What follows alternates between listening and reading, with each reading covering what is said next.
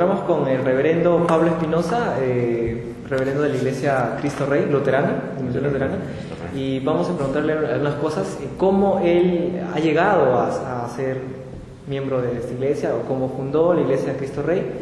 Y bueno, ¿cómo está, pastor?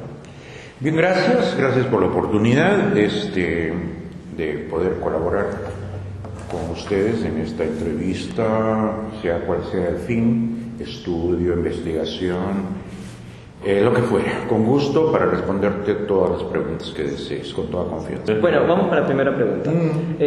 Usted, ¿por qué decidió ser luterano? Y usted lo explicó porque... Bueno, no solamente, la pregunta puede ser ampliada definitivamente, en el sentido de que si voy a una iglesia, en primer lugar busco trabajos en iglesias porque yo toda mi vida he trabajado para la iglesia.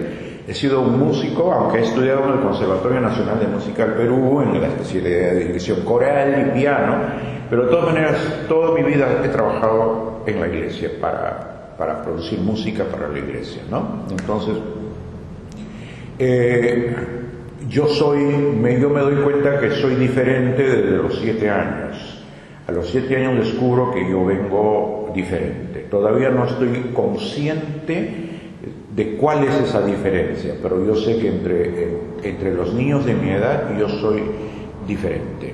Entonces comienza mi gran lucha, ¿no? Y ya eventualmente en la adolescencia me doy cuenta que soy homosexual y que la iglesia no me quiere, no me acepta, o si me quiere que cambie, ¿no? Pero ¿cómo cambiar algo que no es un switch, no es un botón, no es propaganda de género?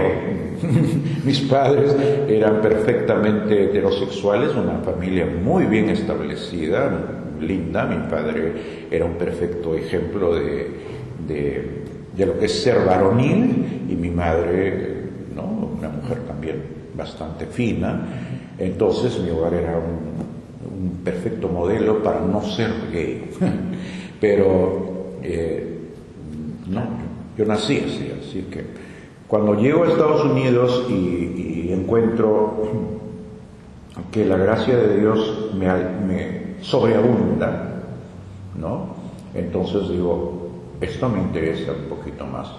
Y al mismo tiempo ya la Iglesia Luterana en América había comenzado el proceso de entender la homosexualidad dentro de la Iglesia, y un proceso largo que le tomó más de 20 años a la Iglesia en investigar, dilucidar, consultar, etcétera, etcétera. Entonces todo ese proceso me gustó muchísimo. Pero sobre todo en esa época, estamos hablando de 1993 más o menos, ya había en la Iglesia Luterana en América, ya había varias congregaciones que se llamaban reconciliadas en Cristo. Eran iglesias donde los gays y las lesbianas eran bienvenidos a todo nivel, ¿no? En general la iglesia toda la iglesia luterana les daba la bienvenida, ¿no? Pero a estas iglesias reconciliadas en Cristo tenían programas específicos, claros, directos, para atraer a la población LGBTI de los Estados Unidos. Y entonces eso para mí fue una oportunidad maravillosa, ¿no? Entonces la teología también, o sea, cuando yo llego a la iglesia luterana, llego como un empleado, ¿no? Soy el director de música y liturgia, y entonces a través de eso tengo que leer rápido, porque yo no había tenido ningún contacto con la liturgia luterana antes, ¿no? Al contrario, había tenido 2 experiencias negativas del luteranismo aquí en el Perú, porque cuando yo estoy comenzando a investigar nuevas formas de entender a Dios, porque ya estaba asfixiándome en la alianza, llamé por teléfono, por la guía telefónica, llamé por teléfono a la Christuskirche, que es la iglesia alemana, de donde sale esta iglesia, la iglesia luterana alemana, ¿no? Y entonces le digo a la secretaria, que tenía un fuerte acento alemán, Le digo que estoy llamando porque estoy interesado en visitar la iglesia, en saber cómo son ellos, etcétera, etcétera. Y la alemana me pregunta, dice, ¿habla usted alemán? Le digo, no. Ah, me dice, esta iglesia no es para usted. Así que, qué interesante. Chao. Seguí buscando y encontré otra iglesia luterana en Santa Beatriz. Entonces, fui. Los llamé por teléfono, me dijeron sí, me dieron los horarios y fui a un culto. Me gustó mucho, estaba muy bien organizado, muy lindo, la liturgia era completamente distinta a la de la Alianza, y entonces me gustó, ¿no? Estaba muy contento ese día. Y cuando llegó el momento de la comunión, me paro para ir a tomar la comunión y dos ancianos de la iglesia se acercan inmediatamente, me impiden el paso y me preguntan si he hablado con el pastor. Y le digo, no. Y ellos me dicen, entonces usted no puede participar de la comunión porque no sabemos si usted está preparado para recibir la comunión. Eso fue otro choque inmenso. No fue así cuando llegué a los Estados Unidos, a esta iglesia luterana, donde era completamente inclusiva, ¿no? Abría los brazos a todos los que necesitaban el amor de Cristo. Eso fue la experiencia que me impactó en principio. Y de ahí me puse muy preguntón, como siempre he leído mucho, comencé a preguntar por libros, y etcétera, etcétera. Y así por el estilo, comencé a leer más teología luterana, que desconocía totalmente. Aquí en el Perú no me había dado el tiempo para leer teología, más allá de los libros de A.B. Simpson y tú sabes, ¿no? Okay. Entonces, bueno, así se fue ampliando mi espectro teológico y de mi propia espiritualidad. Entonces, fue una reconciliación conmigo mismo, en primer lugar, o sea, yo no tenía por qué sentirme mal conmigo mismo. Dios me había hecho así y a través de ser así había servido y seguía sirviendo a la iglesia. Entonces, esa fue mi entrada a la iglesia luterana, ¿no? La teología de la gracia y, bueno, básicamente eso. ¿Y cuál es el propósito de la iglesia luterana Cristo Rey, esta iglesia? Interesante. Cristo Rey en estos momentos es una iglesia luterana independiente. Nosotros éramos parte de la ILEP, la Iglesia Luterana Evangélica del Perú. Inicialmente esta iglesia era parte de la Christuskirche, la iglesia luterana de habla alemana en Surco, ¿no? Pero cuando el componente latino creció, querían tener los cultos y todo en más expresión latina, ¿no? Menos liturgia alemana y más latina. Entonces un grupo grande compró este local y abrió este templo, ¿no? Y entonces eventualmente se unieron a la Iglesia Evangélica Luterana en el Perú, algo así. Una denominación bastante, ¿cómo lo puedo decir? Siendo políticamente correcto para tratar de decir la verdad sin ofender, una iglesia que no fue muy bien fundamentada por los misioneros luteranos que vinieron al Perú, especialmente de Alemania y de la ELCA misma, de la Iglesia Luterana en América, ¿no? Vienen en su mayoría con todo el entusiasmo de ayudar a la gente necesitada, lo cual está muy bien, pero se olvidan de la formación de teólogos, de la formación de una iglesia sólida y desarrollan todo su trabajo en la periferia de Lima y con mucho asistencialismo, ¿no? Una práctica que para mí personalmente no es la mejor forma, porque vienen por el pan que se les da, pero en realidad no les interesa mucho. Claro. Y cuando no hay nada que recibir, no vienen. Entonces no hay una convicción, una experiencia con Cristo para seguir en la iglesia, sea como cual fuera la circunstancia. Entonces, por esos factores yo veo que la ILEP es una iglesia débil, una iglesia con constantes problemas de liderazgo. Entonces esta iglesia decide retirarse. Yo llego aquí, bueno, vale aclarar lo siguiente. Cuando yo vengo de los Estados Unidos aquí, vengo porque ya terminé mi trabajo en Estados Unidos, terminé mis estudios, ya había sido pastor en 3 diferentes iglesias, y desde que yo estuve en el seminario yo dije, yo quiero volver al Perú para trabajar con la gente de mi comunidad, porque la gente de mi comunidad está muy oprimida por la sociedad, por la iglesia, ¿no? Entonces yo quiero volver para trabajar con ellos. Así que yo vengo más con la idea de hacer una ONG o algo así, o unirme a alguna institución, pero vengo sin nada, respaldado por nadie.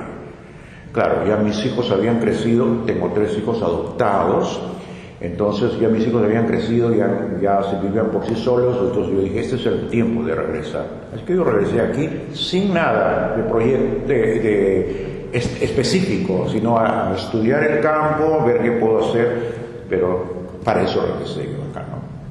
Y como yo siempre que venía al Perú me congregaba en esta iglesia, entonces comencé a venir en esta iglesia. Acá estaba de pastora entonces la reverenda Dana Nelson.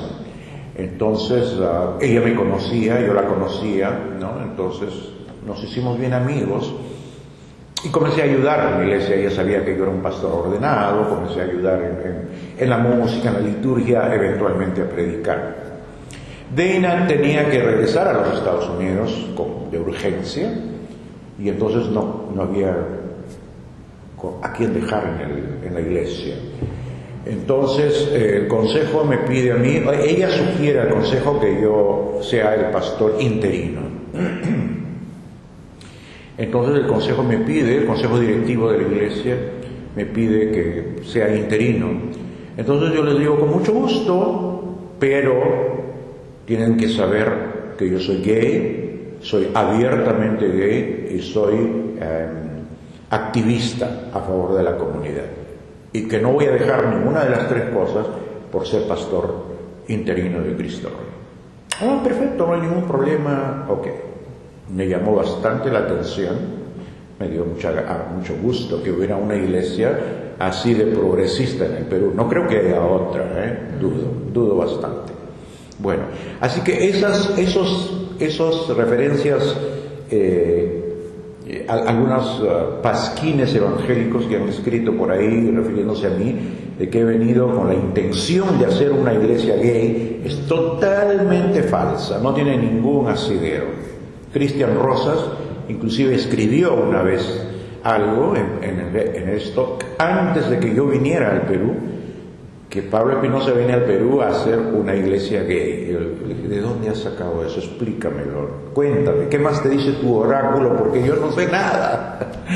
Bueno, entonces cuando ya estoy aquí de pastor interino, llega el momento de buscar nuevos pastores, y entonces me piden que yo sea el candidato. Y yo le digo, no está en mis planes. No está en mis planes. Ellos insisten. Yo le digo, en ese caso, toda la congregación tiene que saber que soy gay. Yo no quiero sorprender a nadie. Y entonces lo aceptan y ven cómo va a reaccionar la congregación, lo anuncian, preparan, eso me gustó mucho, preparan talleres, foros donde la iglesia puede preguntar, invitan a gente pro y en contra para escuchar, etcétera, etcétera, y al final la congregación acepta mi candidatura. Entonces yo pongo una condición más, digo 85% de los votos, si no acepto. ¿Ok? Entonces, ok, llegó el día de las elecciones, nadie en contra, 2 abstenciones, todos los demás a favor. Por eso aparecí como pastor en Cristo Rey. Para mí fue como decir, Señor, creo que este es el lugar donde debo comenzar, porque he puesto bastantes trabas que para el Perú sería bastante, ¿no? Como para decir, no, mejor no. Porque es un choque fuerte. Lo que esta iglesia ha hecho es realmente audaz, ¿no? Porque se han ido algunas personas. se han ido alemanes de la iglesia, porque me han elegido a mí, ¿no? Pero eran alemanes que venían a la iglesia por amistad, etcétera, etcétera, pero una vez que me eligieron a mí, no volvieron nunca más. Y entonces, bueno, es así que llego a esta iglesia. Y paralelamente, antes de venir a Estados Unidos,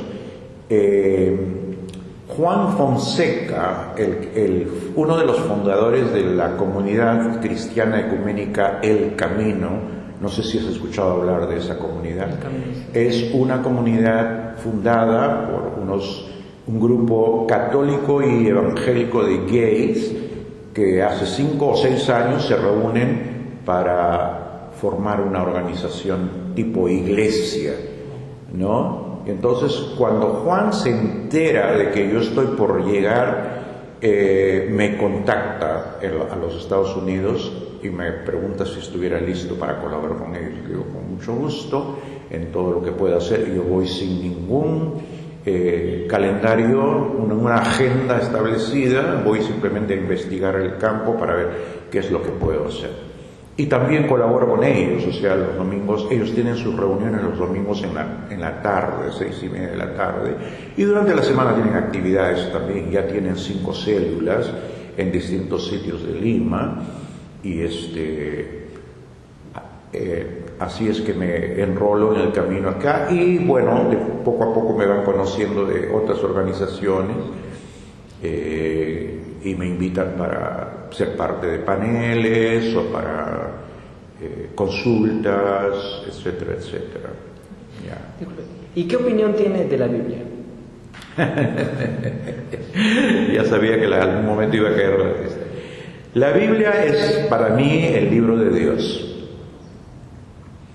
Es el libro de Dios. Pero no es palabra de Dios, palabra por palabra, punto a punto, coma por coma. La Biblia para mí contiene la palabra de Dios, pero no es literalmente la palabra de Dios. Para mí es totalmente engañoso, totalmente distorsionado de la realidad, imponer la interpretación literal de la Biblia en el siglo XXI. Un libro que fue escrito no es, bueno, para comenzar, la Biblia no es un libro, la Biblia son una recopilación de libros, y biblos no quiere decir un libro, quiere decir libros, ¿no? Ya desde ahí está distorsionada la presencia, porque la gente cree que es un libro, y en el subconsciente colectivo de los evangélicos es como que el libro bajó del cielo y aquí está la palabra de Dios. No es verdad, no es verdad. Para mí es importante entender que ahí está la palabra de Dios, aunque tengamos que reconocer muchas cosas equivocadas, fraudulentas, lo que fuera. Hay mitos, hay tradición, hay un montón de cosas. Para mí lo maravilloso es que ahí está la palabra de Dios. ¿Y cómo llego a esta conclusión? Me encanta una frase de Lutero. Lutero dice, la Biblia es como la Biblia es como el pesebre de Belén. El pesebre de Belén, cuando vemos una tarjeta o vemos un nacimiento, como le llamamos aquí, un pesebre, una cosa así, es un todo de cosas, de animalitos, la chocita, el José, María, los pañales, el pesebre y todo eso. ¿Ok? Todo, qué lindo, armoniza un punto central que es lo fundamental en el pesebre, el niño, el verbo divino, el Dios hecho carne.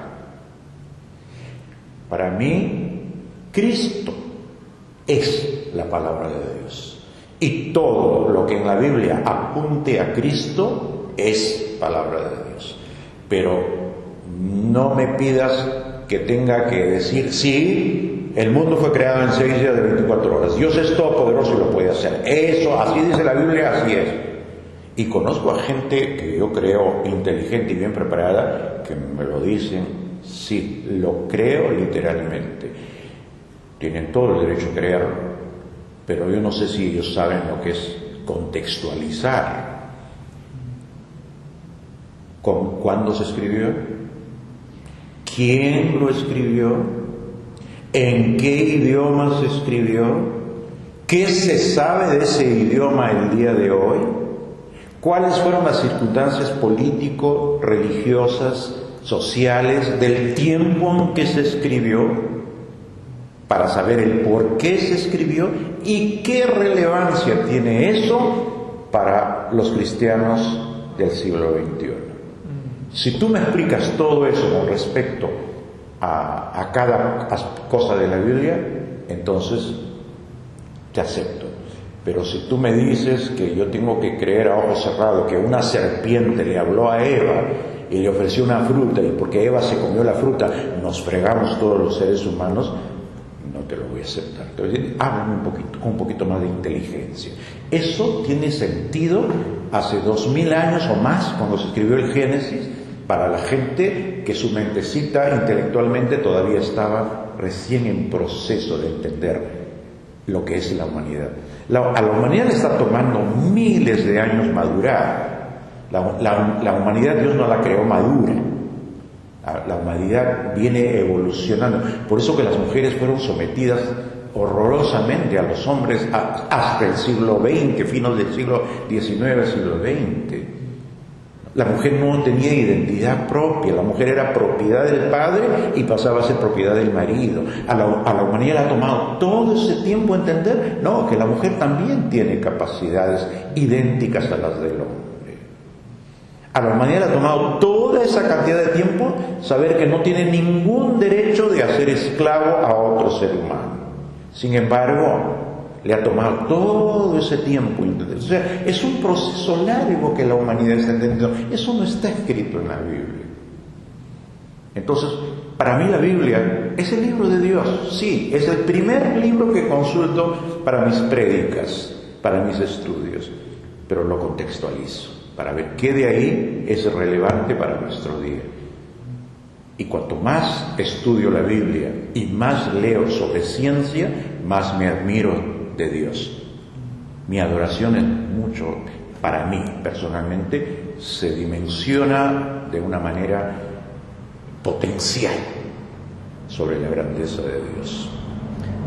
¿Y la Biblia para nosotros es autoridad o norma de fe o solo es un libro?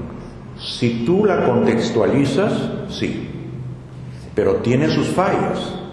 Por ejemplo, el otro día un muchacho, un amigo mío, ¿no?, me dice que los homosexuales no somos del reino de Dios, estamos mal, porque la Biblia lo dice.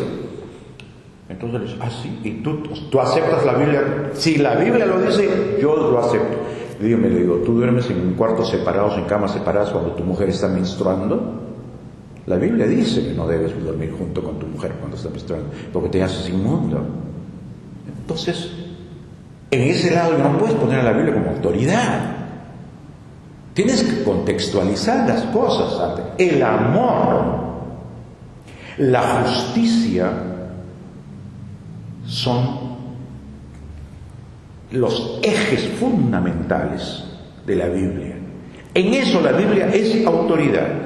Pero si yo me corto el pelo, que si la mujer se pinta el pelo, esas ya son trivialidades que no tienen ningún sentido el día de hoy. Tal vez tendrían sentido en su tiempo, pero no ahorita, ya no. No podemos seguir con esos conceptos tan arcaicos de ninguna manera. ¿Cómo interpreta la Biblia la Iglesia Cristo Rey? Como usted dice, totalmente contextualizada. Acabamos de dar una clase, nuestro querido pastor asociado, Óscar Amat y León, él acaba de dar un curso fabuloso sobre la historia de la salvación. un vuelo de pájaro, pero contextualizado desde Génesis hasta Apocalipsis. Fantástico. La gente que ha venido se ha quedado, pero así, muy admirada y contenta de entender y descubrir cosas maravillosas. Y en estos momentos hemos comenzado un curso de historia de la Iglesia. No la historia escrita por la Iglesia Católica ni la historia escrita por la Iglesia Evangélica, sino la historia. Hasta donde se puede hacer historia, ¿no? Porque la historia es, creo que en la historia se hace realidad el dicho, el refrán que dice: las cosas son según el color del cristal con que se las mira. ¿Ok? Entonces, los datos que tenemos históricos sobre la época del Nuevo Testamento tenemos que recurrir a los historiadores de esa época. Y los historiadores de esa época posiblemente también tenían sus tendencias, o sea que dentro de esas tendencias hay que tratar de entender cuál fue realmente la verdad, ¿no? Entonces, bueno, ¿cómo llegó la Biblia a nosotros? ¿Por qué sacamos los apócrifos, los deuterocanónicos, etcétera, etcétera, ¿no? ¿En qué momento, decirle la verdad sobre el concurso de Constantino en la iglesia? Para mí, el cristianismo nació y se echó a perder con Constantino, pero no Cristo, no el mensaje de Cristo. El mensaje de Cristo rebasa a la organización. O sea, en Cristo Rey contextualizamos absolutamente todo. ¿Qué necesita una persona para ser salvo? Una persona para ser salvo. Muy bien. Tú me estás una pregunta y me estás metiendo en soteriología. Bueno, vamos a ver.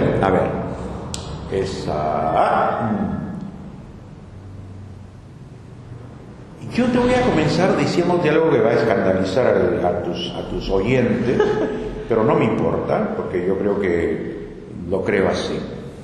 La primera pregunta sería, para continuar, te pregunto, ¿salvos de qué? ¿De la condenación eterna? De la condenación eterna. Condenación eterna. ¿Y en qué consistiría la condenación eterna? El infierno, el lago de fuego. Okay. Tú eres soltero todavía, ¿no? Sí, claro. ¿Tu mamá está viva? ¿La quieres? Sí, claro. Okay. ¿Tú crees que si tú hubieras hecho una travesura de la peor, de esas que las mamás o los papás peruanos acostumbran y te agarran a correr y te dan de algo? ¿Tú crees que tu mamá alguna vez se le hubiera ocurrido, porque hiciste una travesura, te hubiera agarrado la mano y te la hubiera puesto en el fuego por 1 hora? ¿Tu mamá lo hubiera hecho? No. Pero era para corregirte o para castigarte. ¿Lo hubiera hecho? No. Media hora. 15 minutos. 5 minutos. 1 minuto. ¿De qué Dios de amor me hablas? ¿Que te va a mandar a un fuego eterno? A sufrir por los siglos de los siglos sin consumirte. ¿Eso es amor eterno e inconmensurable? Te pregunto, ¿es eso amor eterno e inconmensurable? Eso solamente puede caber en una mente sádica, no en una mente que realmente, en primer lugar, ama porque entiende. ¿Ok? Los seres humanos somos incapaces de la perfección. Los seres humanos somos muy susceptibles al tropiezo y a errar. ¿Ok? Entonces, no, para mí, una de las grandes liberaciones en mi vida ha sido justamente entender que el infierno en la Biblia es una metáfora. Una metáfora. Simplemente, un símbolo, una metáfora, pero no es un lugar físico real para nada. Imposible, porque si fuese, entonces yo tendría razón de decir: Dios, tu amor eterno no es tal, es limitado, y la limitación es terrible. Claro. Y las personas que no aceptan, digamos, o no son salvas, o sea, vivimos, morimos, y las personas que no conocen ¿Tú a sabes Cristo... lo que es la salvación para mí? ¿Qué es para usted la salvación? Descubrir el sentido de tu vida. Y si el sentido de tu vida es amor, justicia, tu vida está resuelta. Si tú trabajas y todo lo que haces, todo lo que vives en consecuencia con el amor y con la justicia, tú estás salvo. O sea, tienes propósito de vida. Después puedes ser el mejor predicador del mundo. Señor, en tu nombre hicimos milagros, en tu nombre echamos fuera demonios, en tu nombre profetizamos. ¿Qué? No los conozco. Simple y llanamente no los conozco. Entonces, las personas que no encuentran el amor y la justicia aquí en la tierra, ¿a dónde van cuando mueren? Problema de Dios. Es problema. No es mi problema. Ok. Porque a donde vayamos, te digo una cosa más. Ahora que estoy cada vez más fascinado con la física cuántica, tal vez me puedo imaginar un poquito más esas dimensiones que hace 4 años, he comenzado a leer sobre física cuántica hace un año. O sea, un año atrás ni la sospechaba, ¿no? que existía. Entonces, ¿qué te puedo decir? Hay dimensiones, se están comenzando a descubrir dimensiones de las que no sospechábamos antes. En esas dimensiones está el cielo o ese infierno metafórico del que hablamos, ¿no? Nos asombramos mucho y tal vez aceptamos más la grandeza del cosmos, del macrocosmos, pero no nos imaginamos las posibilidades del mundo nanométrico, del microcosmos, no nos imaginamos, y es totalmente tan infinito como hacia lo grande, hacia lo interior. Entonces estamos hablando de dimensiones. Yo te dije hace un momento, cada vez que estudio estas cosas digo, wow, Señor, sí que me está sorprendiendo cada vez más, ¿no? O sea, si me quedo, oh Señor nuestro, cuán grande es tu nombre en toda la tierra, me quedo en esas palabras, pues no me he acercado, pero ni a la millonésima parte de la orilla de la grandeza de Dios. Y eso es lo que hacemos en los templos, ahí los tenemos, oh Señor, cuán grande es tu nombre, y creemos que estamos haciendo gran cosa, cuando en realidad no están descubriendo absolutamente nada de nada. En Hechos 3:19 nos habla del arrepentimiento para que nos sean perdonados nuestros pecados. ¿De qué debemos arrepentirnos?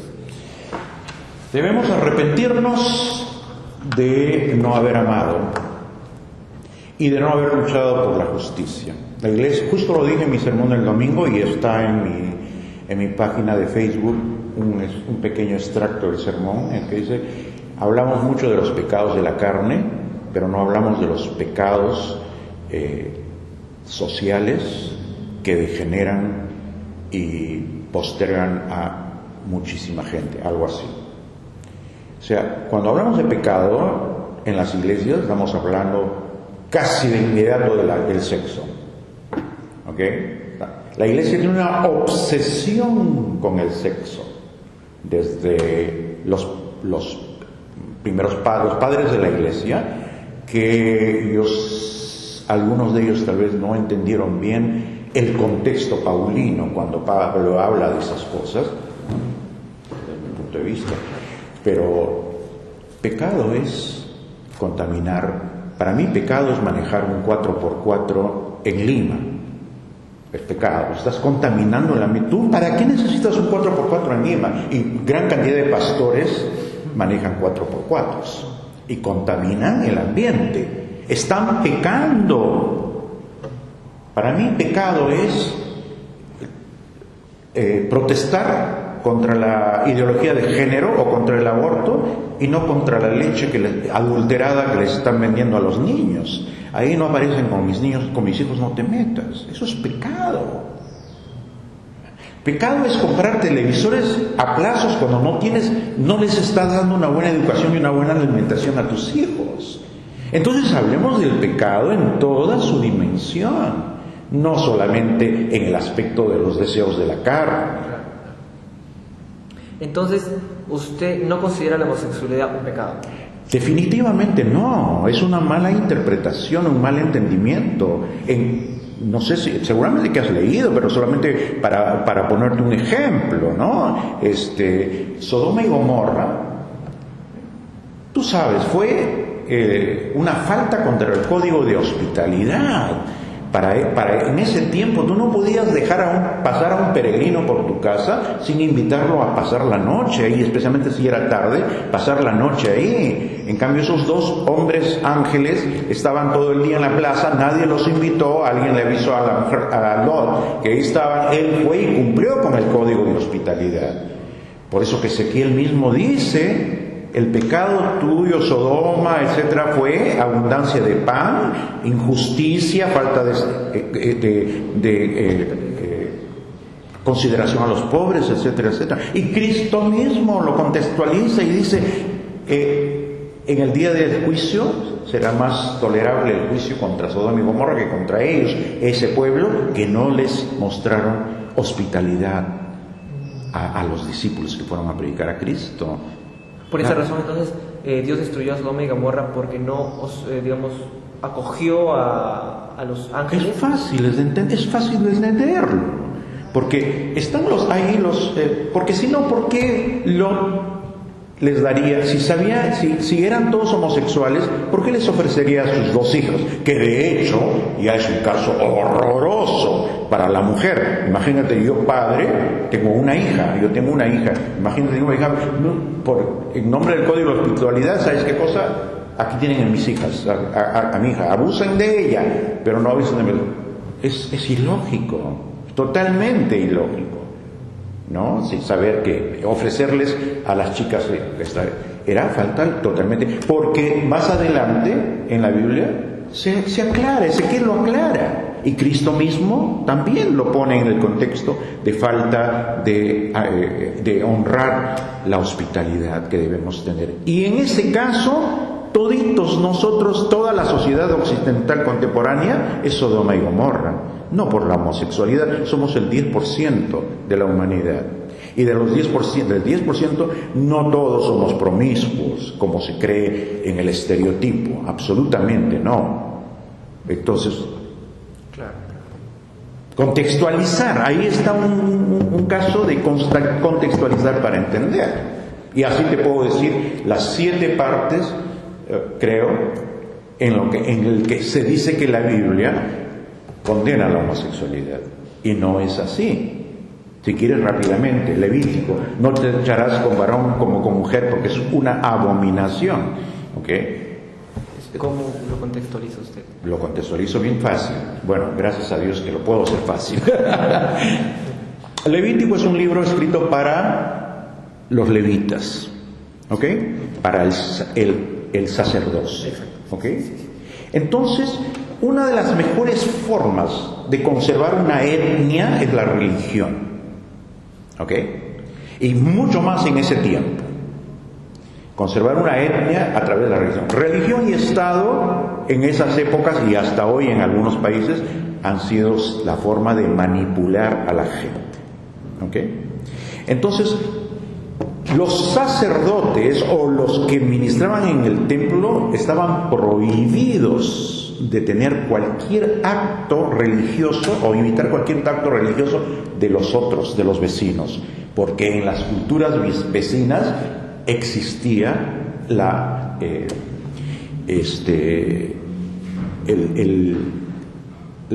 como parte de la adoración, ¿no? La prostitución masculina y femenina, o sea, por culto a los dioses, a la diosa de la fertilidad, etcétera, etcétera. Y entonces la prohibición ahí es específicamente para no contaminar con eso.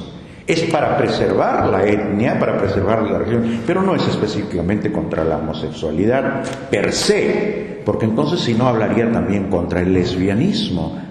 En la Biblia no hay nada en contra del lesbianismo, Y hay una parte muy a favor de lo que podría ser el lesbianismo, la relación de Ruth con Noemí, ¿no? Y muchos ingenuos cristianos usan como lema de su matrimonio: no me pidas que te dejen, donde quiera que tú vayas yo iré, donde quiera que te tu Dios será mi Dios, etcétera, etcétera. Eso se lo dijo Ruth a su suegra, una mujer a otra mujer. Hay que contextualizarlo. Ya. Ok. Entonces, ¿qué argumentos bíblicos tiene para sustentar ser cristiano con diferente opción sexual? O sea, no hay ninguno, más bien no hay ninguno para condenarlo. No hay ninguno para condenarlo.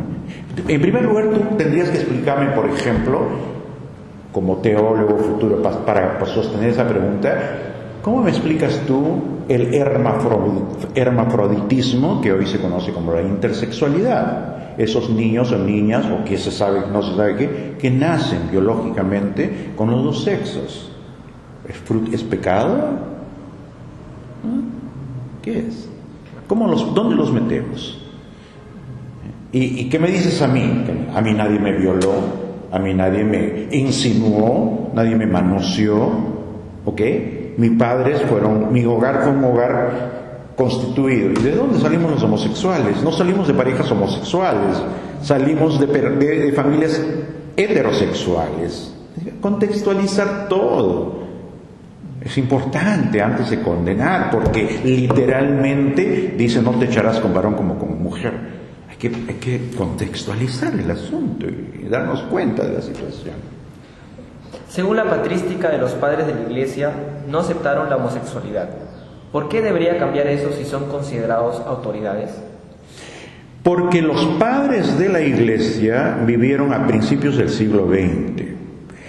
Y Pablo, al difundir el cristianismo, el mensaje de Cristo, por toda la región greco-romana, donde, exactamente como en el caso del Levítico, la prostitución masculina y femenina era parte del culto a los dioses, ¿ok? Las orgías eran parte del culto a los dioses. Los cultos a los dioses terminaban en orgías. Entonces no se está condenando la homosexualidad, se está condenando la promiscuidad y las orgías. Pero entonces comienza a nacer en los padres un rechazo a todo lo sexual, volviendo a malinterpretar a Pablo. Y a partir de entonces la Iglesia se obsesiona en contra del sexo. Y el sexo comienza a ser malo, hasta la revolución sexual a mediados del siglo pasado, cuando comienzan a liberarse un poquito más y abrir, pues el sexo no es malo. Y el Cantar de los Cantares no es Cristo con su iglesia, es un libro realmente erótico dentro de la Biblia. Recién se atreven a decir eso, cuando el erotismo es parte del ser humano. Y la última pregunta, ¿qué es la homosexualidad? ¿La Biblia habla de otras opciones de género? La Biblia habla de otras opciones de género. Si David le dice a Jonatán, tu amistad, ¿no? Tus palabras, lo que fuera, aún más dulce que los besos de miles de mujeres. Entonces estamos hablando de que el sentimiento, no me digas no fue una relación amistad ideal, a no ser que tú la hayas sentido alguna vez. Y no, sí, pero yo hubiera querido no separarme nunca de ese amigo y que me dejen todas las chicas y me quedo con él solamente. Por favor.